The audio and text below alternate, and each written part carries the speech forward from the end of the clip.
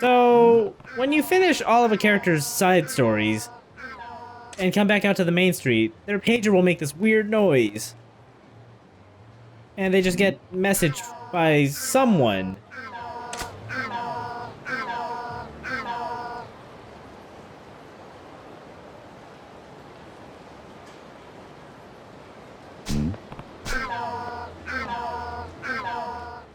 I guess it's time for Kiryu to go to the bullfighting arena.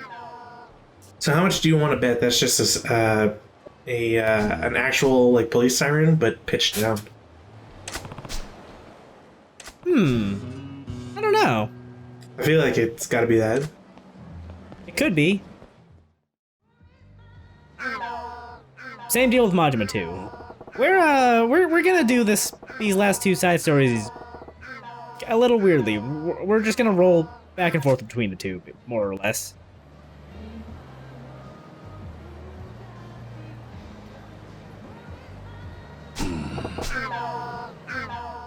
I really wish I could understand how to read this kind of, or this kind of texting. It's like one of those. It's like a language is dying. There's only 4 people in the world that can speak it. Yeah, exactly.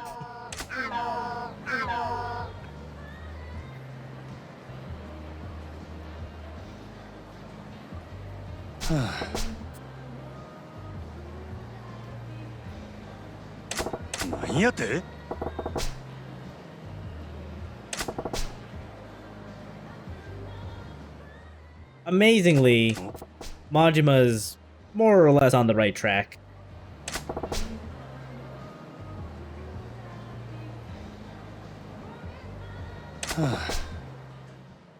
Why is it that Majima's thing was like very hard coded? I don't know. Curious, it's just like, oh yeah, bullfighting arena, alright. I think Majima just read his weirdly. Yeah. Anyway, to get to the bullfighting arena, you gotta go take a taxi, and there you go, you can just go to a bullfighting arena. As you do. In the large Spanish district of Camarocha, I'm sure. Something like that.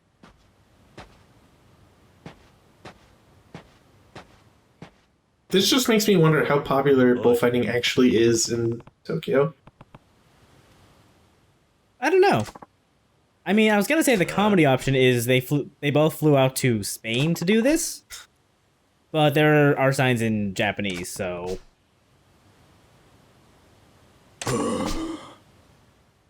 So hey, it's time for the time-honored Yakuza series tradition of the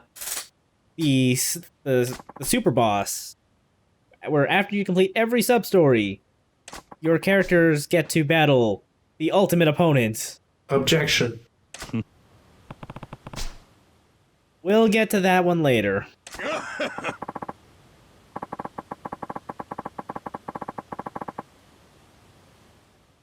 Well, usually seeing one old man in a trench coat isn't enough to freak me out.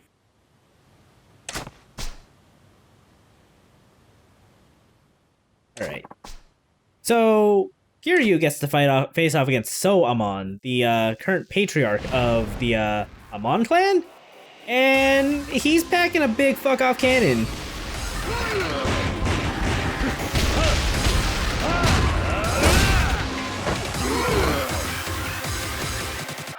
You know, it's not like you have anything to really worry about. The Tsar is kind of like the worst weapon in Warframe, so... It takes a little bit to get used to the cannon fire, and if you're stunned, he'll just fucking laser you to death. Huh. Yeah, so let's see how Majima's doing instead. Seems like a particularly annoying thing. Yeah, these fights are never fair.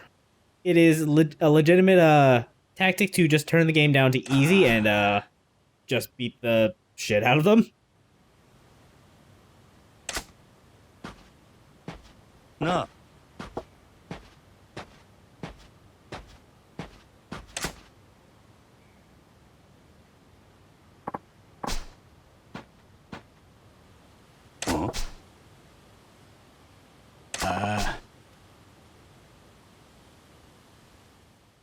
I mean, not really, but You must really want to play baseball right now. Come on, I got my bat. Let's go.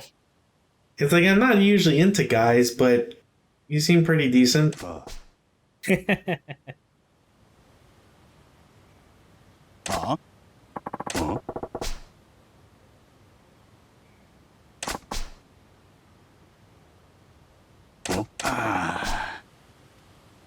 Huh?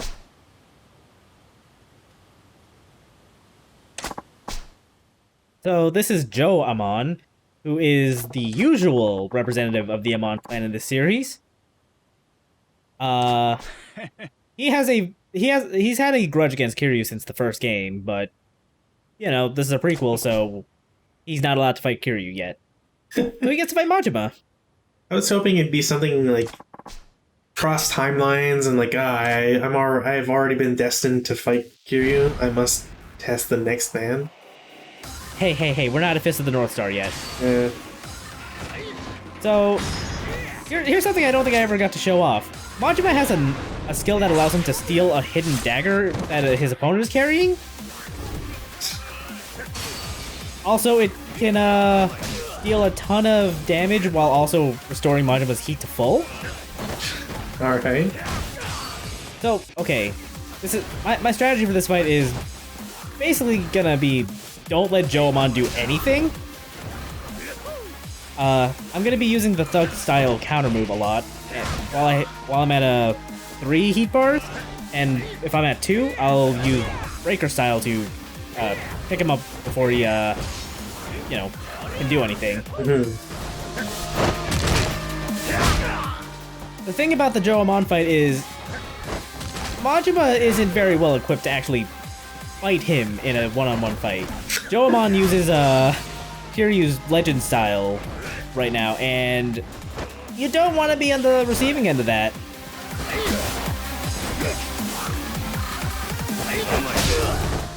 Also, since it had been so long since I did the Kamaki training, I realized that there's a typo in Majima's skill tree that when it tells you how to do the counter.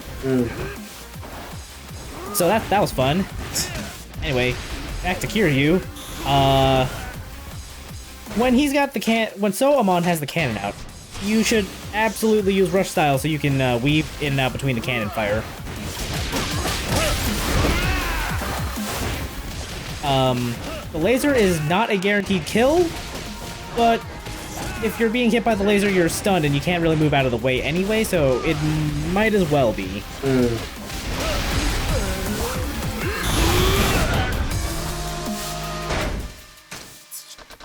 That seems particularly annoying. Yeah, it is. Honestly, between the two fights, I do find So Amon a little more fun just because it's so over the top. I kind of appreciate it. Like it's fucking infuriating when you're learning how to do it, but in retrospect, I did kind of had fun doing this. So is there like any indication as to how close you are to being stunned? Not that I really noticed. You are also free to use heat moves if you can pull them off, which means, you know, pull out a knife if you got one. Don't be afraid to give him the spicy knife.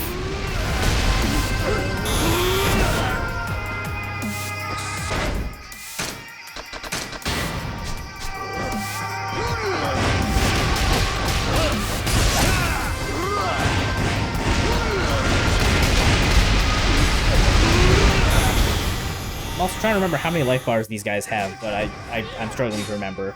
Back to Majima. One thing Joe Amon can do is he'll do a backflip and throw something at Majima, which actually throws stuff into his inventory. So on the top row there are pocket tissues and stamina sporks. Pocket tissues don't do anything. They're just there to fill up space, which fucking whatever. You're not refilling anyway. And stamina sporks will severely reduce your health and heat if you drink one. So be careful.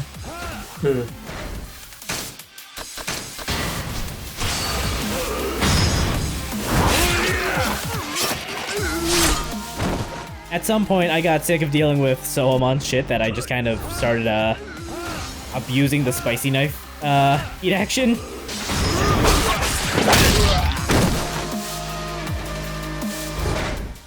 Also, that heat action I just did where you can just do a nice combo on him if you can hit him while you pull the knife out. So is it possible to tiger drop the laser? He will drop the cannon at some point. And honestly speaking, I think if you can get past the cannon, you've basically won the fight. Not that it's like super easy or anything, but it is significantly easier than phase 1. Because you don't have to deal with shit like that.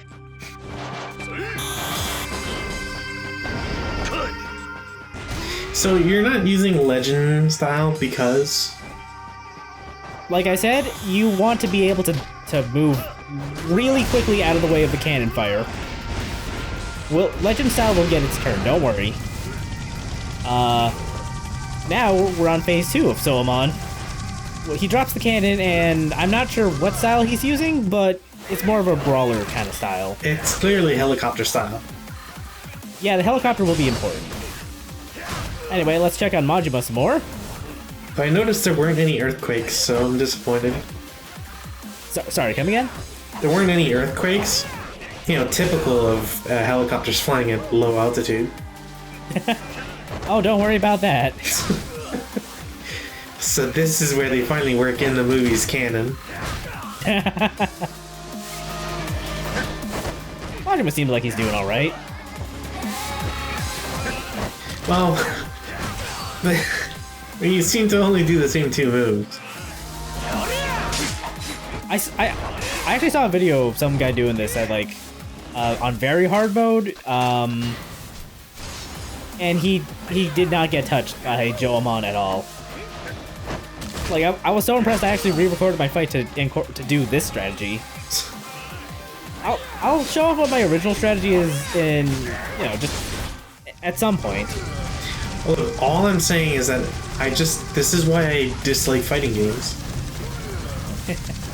Okay, so the thing about this helicopter is it drops tons of patio furniture all over the place to kind of like disrupt you. It also drops gold potions, which make you invincible. Well, whoever picks it up, really. You can pick them up, and so can Amon. Naturally, you want to be the one to pick up the thing.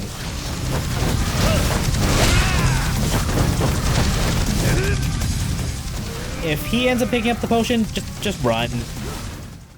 It'll be fine, you can do loops. How long does the potion last, you know? Maybe like 20 seconds or so? Oof. When you get Amon down to like half health, he'll switch to Majima's Mad Dog style.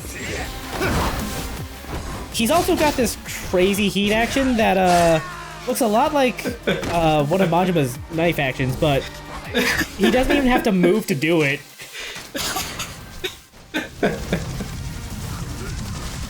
Like, obviously that's kind of a bug, but the scary thing about that is that Amon doesn't actually, you know, his model actually reflects where he is in the battlefield. So when the heat action's over, he'll be right behind you. Look, we were talking about yokais earlier. I think it's 100% accurate. No, you're right, you're right. Like, look, you're telling me that somehow that's not realistic, but a dude who has a cannon that shoots a laser beam for some reason is okay? I was a little... okay, truth be told, I was a little freaked out the first time I saw it. But then, on hindsight, I kind of realized it's kind of perfect. Anyway, this was my original strategy for this fight. Majima's Legend style also has a counter move. This is, one of the easier ways to deal with Amon, believe it or not. Just keep fucking impaling him.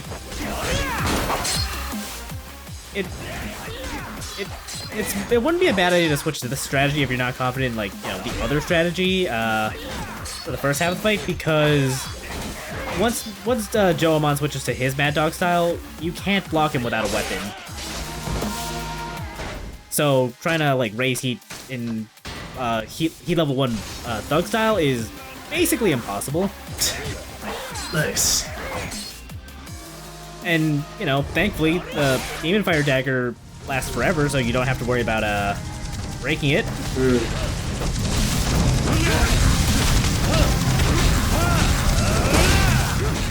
So yeah, that's the basic idea for the two Amon fights. They're a lot of fun.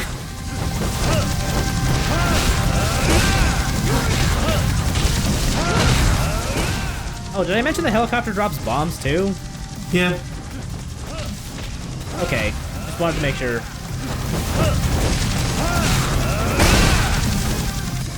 It's good to know that after the economy collapses, we'll be able to find something to do with all the extra furniture people aren't buying. Yeah, exactly. For at the very least, this is where patio equipment goes after businesses close down. Just gotta ferry it over to the nearest arena. Yeah, they're just repurposed. Remember, people, recycle, reuse, reduce, but backwards. Alright, so that's it for Joe or Soamon. Oh, something else I do want to point out. You know that heat action I did at the very start of the fight where I stole his knife and threw it at him? Sure. If Majima's kitted out right with some very rare equipment you can get from Tiger and Dragon, that knife throw can actually one-shot Joe Amon.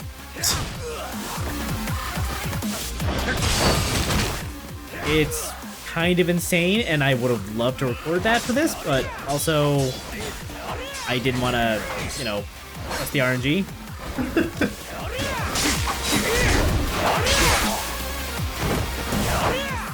So instead, we'll just well, I was gonna see if I had another knife on hand to do the heat action, but I didn't. So this will have to do. I mean, not using slime gun is a crime in and of itself. I feel like he would have blocked or something. That's good enough, though. Yeah, but you don't know for sure.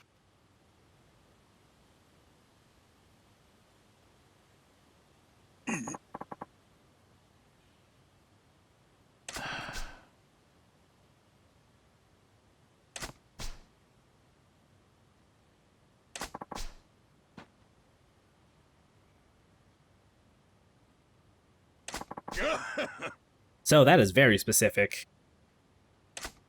17 is just his favorite number. Give him a break. Or maybe it's because there's a baby in the clan and they know that 17 years is time it takes to mature and become an adult. And that's when he'll be capable of truly withholding his power. And our reward for beating the fight is the Amon sunglasses. Just a nice little bonus for beating the hardest fight in the game. So it's not like, doesn't make you invincible or anything, it's just cool shades? I don't think it makes you like totally invincible. I'm blanking on what it does right now, but Yeah. Yeah. Let me go look that up real quick. How could I lose? To someone with only one eye.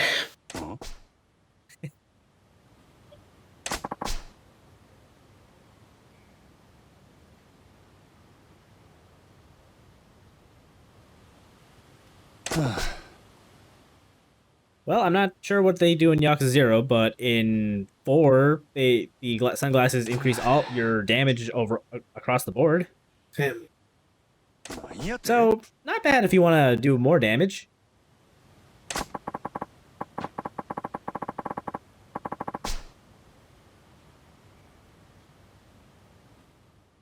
I was hoping that Joamon's takeaway from this loss would be the fact that he needs to have a snakeskin jacket.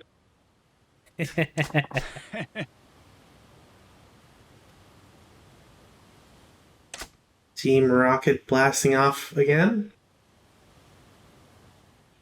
Damn.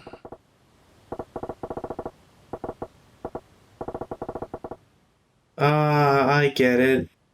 A bizarre adventure. Har har. Holy shit! So yeah, Majima gets the sunglasses too. It's gonna be awkward when he meets Kiryu again. Wait, are those? But I thought. How did you? Nice, nice shades. It's the two Spider-Men looking at each other pointing.